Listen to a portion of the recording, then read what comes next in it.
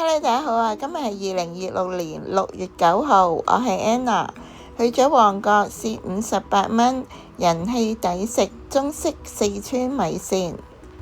請大家 like、comment、share 同記得 subscribe 我 channel 啊 ！Let's go！ 今日去嘅就位於旺角女人街威達大廈呢間味珍鮮，果然係人氣小店。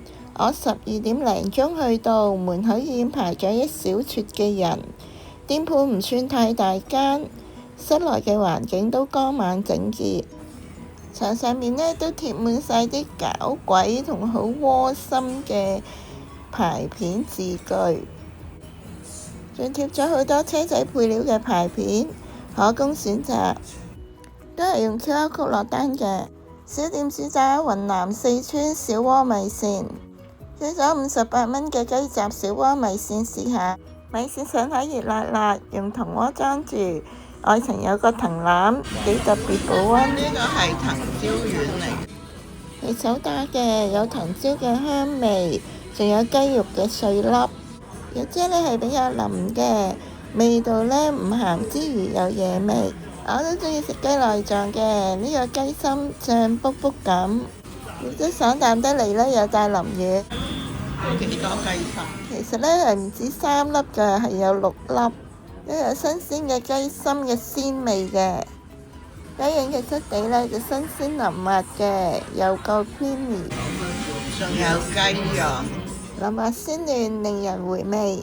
食材都清潔得好乾淨，仲有呢個爽口嘅雞腸。雞腸。好耐冇食過咁好食嘅雞腸啊！又有雞油嘅香味，又夠爽口彈牙。仲有一嚿好罕有嘅雞腎。雞腎呢都爽口新鮮嘅，略然呢份量就比較少咗啲。配料有少量嘅蕹菜同埋芫茜，味道都唔錯，夠新鮮。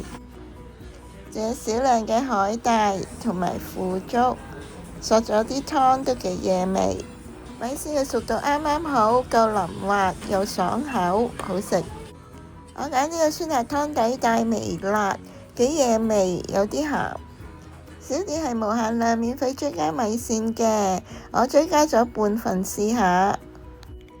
佢嘅清雞湯呢係自家熬製，冇加味精，問店員攞咗一碗試下，果然加埋米線食相當好味。58蚊嘅四川雞雜小鍋米線，實在係抵食滿足。以下係今日餐廳嘅期間限定各款美食小食嘅 menu， 供大家作為參考嘅。今日分享係咁多啦，多謝大家收睇，我哋下條片再見啦，拜拜。